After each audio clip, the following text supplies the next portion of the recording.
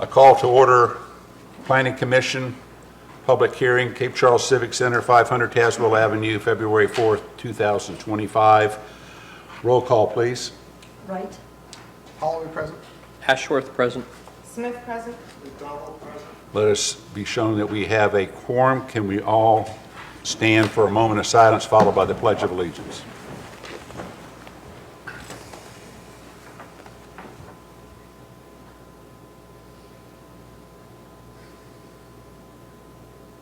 Join in the pledge. Pledge allegiance to the flag Of the United States of America and to the republic for which it stands, one nation, under God, indivisible, with liberty and justice for all.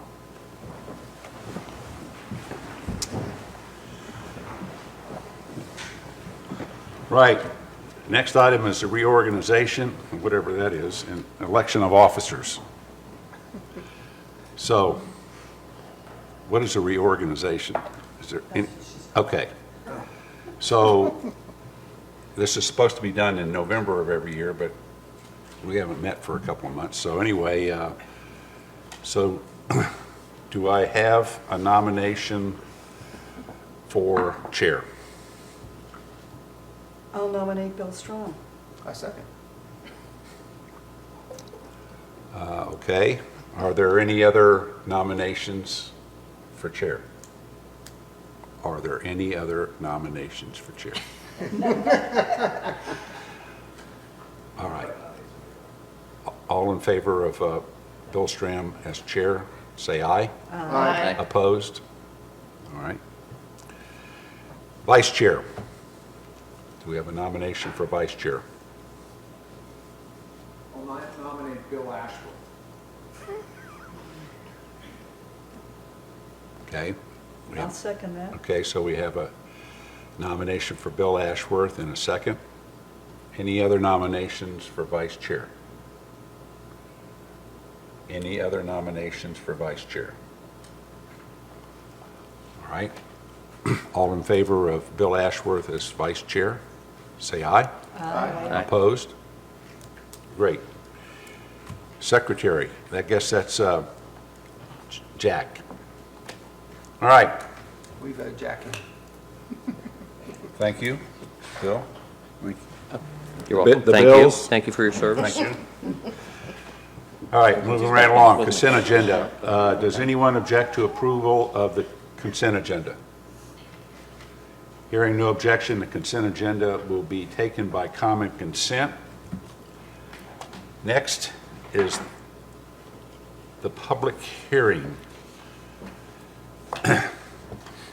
Conditional use permit, a CUP 2025-01, application from John Dempster at 133 Mason Avenue, tax map number 83A3-2-1-62, has been received by the Planning Department. The property is in the Commercial 1 zoning district and is seeking to locate a fence of 6 feet in height to serve it as screening for 3 propane tanks proposed to be located to the left of the handicap access door facing Mason Avenue.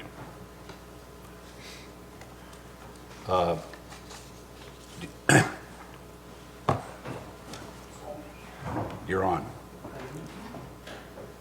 All right, so I just want to make a quick correction. So the address in the top of the staff report is right. It's 133 Mason Avenue, and it's wrong in the address. It said 109 Mason Avenue.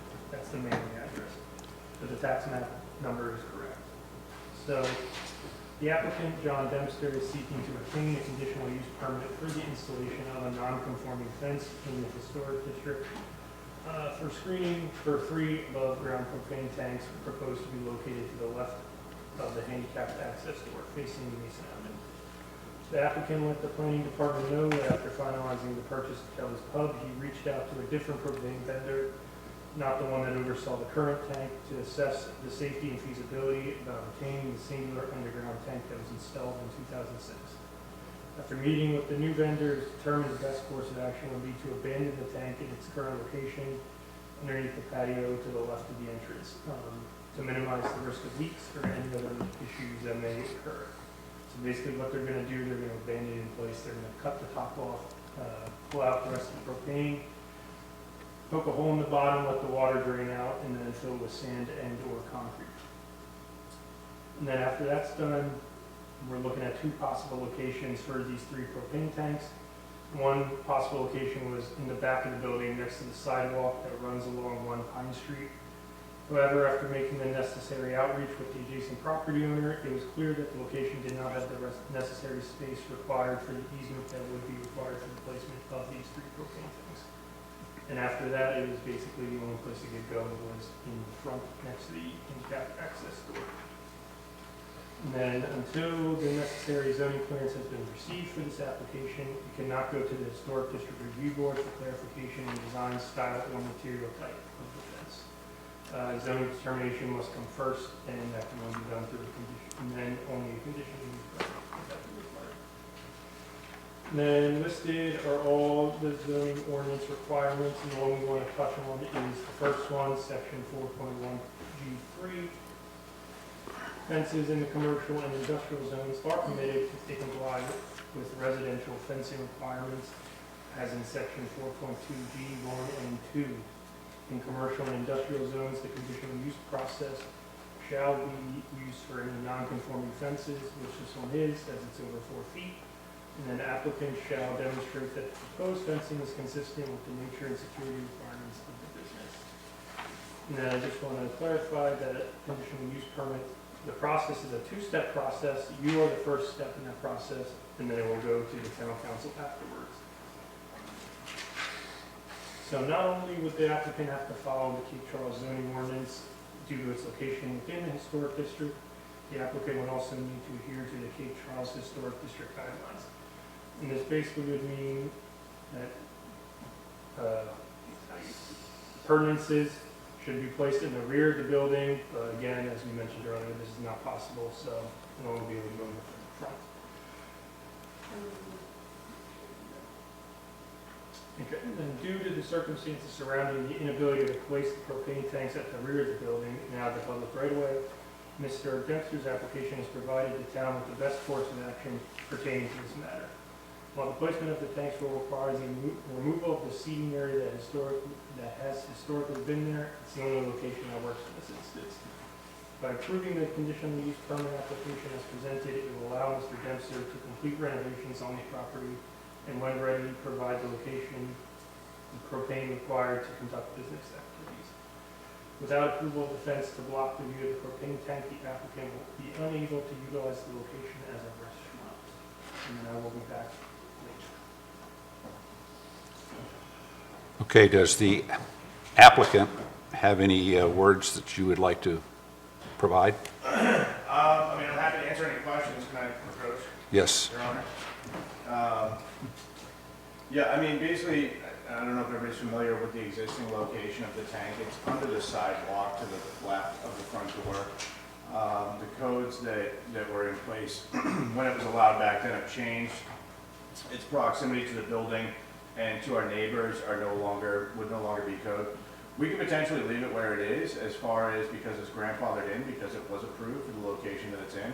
My concern is that at any point in time, if it begins to spring a leak, we won't know it, and it's underground and it can travel. And I have met extensively with the vice president of Sharp Energy, who's also the head of their safety department, and he has absolutely zero interest in anybody using that tank as it exists now, and has told me some really horrific stories about how propane can travel underground through soil to neighboring properties even.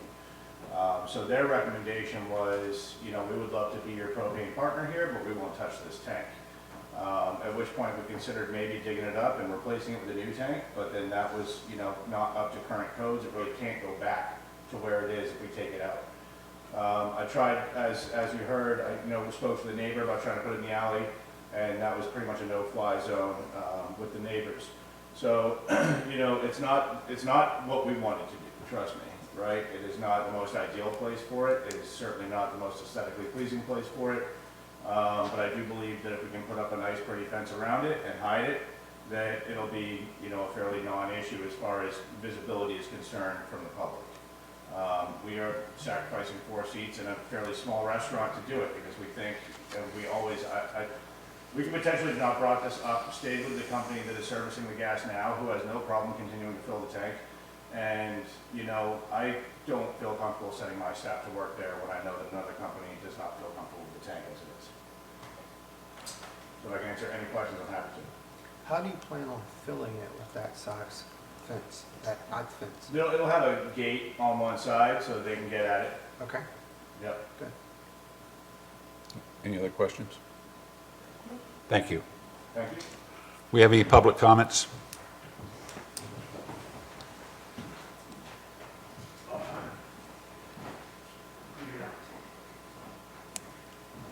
We don't have any public comments? Okay, do I have a motion to, We have one written, I won't say a necessary comment, that came in as a report of concern from the town manager. We would like to share Okay. that. all right.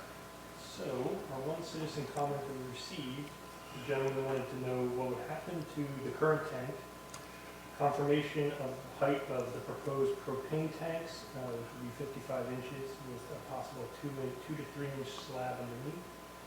And then he also proposed alternative designs for the fence when it's recommended to HCRB.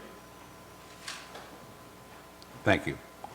So I do have one question, since I'm the representative from the Historic Board. Once it is, I hope it gets approved, but if it's approved and it's 6 feet, the only concern that the Historic Board has at that time is just basically the style of the fence, not the height. Materials, the look, Okay, its placement and the height will be decided. Right here. This is the zoning commission. okay. All right, do I have a motion to close the public hearing? Make a motion, we close the public hearing. I second. Okay, so we have a motion and a second to close the public hearing. All in favor, say aye. Aye. Opposed? Thank you. We have no unfinished business. New business. 133 Mason Avenue, tax map 83A3-2-1-62, John Dempster, for a non-conforming fence within the historic district to serve as a screening for 3 above-ground propane tanks. All right, you've heard the discussion. Any discussion? I'm going to make a motion to approve. I'll second that motion. Okay, so That motion. it's really, the recommendation is to approve the application. I make a motion to approve the application for a... Recommend. Amend it, I recommend. Just hand me a script. Council. Yeah, so you recommend approving the application to go to town council. Yes, Okay. that's my motion. All right, do we have a second? I second. Any further discussion? Okay, let's go for the vote. All in favor, say aye. Aye. Opposed? All right. Great.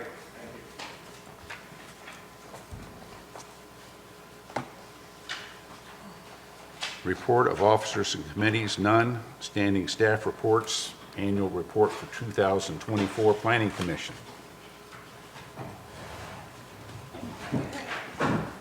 As you know, this has become a tradition that we produce as required by law, the annual report of the Planning Commission's work from the prior year. So we have put that together for you, and we welcome any edits, comments, changes, suggestions you would like to make to the staff report, to the annual report. This is scheduled to go on the town council agenda at their March meeting. They are a little tied up in February, if they won't take up, then it'll be March, the regular meeting in March. And so we're trying to align to get all of the boards that are staffed out of this department to that March meeting for an en masse presentation of the work of planning and zoning. So I welcome any comments or corrections you'd like to make, or tell me it's okay. Bill Stram says it's a good job. I know that you had a couple of things, but good job is, It looked good to me. I read it. too. I read it too. I thought it was good. Yeah. We do have just a small correction, the attendance table. We left off Michael Stroop from being here on the very first meeting in January, who then was, Elizabeth Wright came in and took over his chair. So we'll make that correction on the attendance. And there's a blank for me on one of the months. In the June 4th meeting. Leave it up there if we can find you at all. You never know where I am. We are gonna do a final proofing of this, because it sounds like we didn't fully vet this all the way through, so we may have a little more of the attendance to fix, but, otherwise, everything else is very factual in terms of the work you guys did this Very past year. good. It was tremendous, so. Okay. Yes, Right. and I went and just looked at the video for February 6th, and there I am, sitting at the, You were there, yeah. yes. We will fix that. So we just need an acceptance from this body that the annual report is good. Okay, so I need a motion to accept the, Second? okay, so we have a motion and a second to accept the annual report. Any further discussion? All in favor, say aye. Aye. Opposed, nay? I would like to give just a quick staff report on one other item. We are still finishing, we're close to finishing the full vetting of the zoning ordinance adoption or revision that was done in December, accepted by town council. I think we have maybe 3 chapters left that we're working our way through to ensure all the internal references are now up to date and consistent appropriately. So we hope that we're going to get that posted online by the end of next week. Additionally, by then, we're also going out to MuniCode, who hosts our town code, and getting a quote from them to actually codify the entire zoning ordinance, become part of MuniCode, part of the town code. So it won't just be singularly hosted on the planning page, it will move into the MuniCode tab on the home page. So just so you're aware of that process. And lastly, the town council did adopt the STR ordinance in December. We've done a lot of work in-house. We've actually created a whole page that's devoted just to STR information alone. It's available on the planning page, the building page, and the treasurer page. Same page, but you can find all 3 spots, exactly the same information. And we just want to make you aware that we've done extensive outreach at this point. We've done an informational meeting with all of the vacation management companies. We have done a mass mailing to all the STR property owners that we had licensed as of last year. As of tonight even, I met with myself and the team of treasurer and building official. We met with the Bay Creek HOA board of directors to ensure that we're getting information out. And lastly, we're going to be holding office hours on a Saturday of February 15th of our 3 departments from 8 a.m. to 2 p.m., trying to encourage people to come apply, get their business licenses, applications filled out, get the safety applications moving forward, and I can answer any of the zoning questions or concerns that they may have, because they have a year deferred period before the zoning ordinance piece becomes effective. We are trying to educate and inform them what their booster rate, what is the base occupancy short-term rental rate will be on their property when that year expires and we start to do the enforcement. So we are trying to start educating everybody what their properties are going to be allowed for moving forward. This year they can keep whatever number of beds they have or bedrooms they were using, but we are trying to now certify so they know what's coming in November. That's it. Thank you.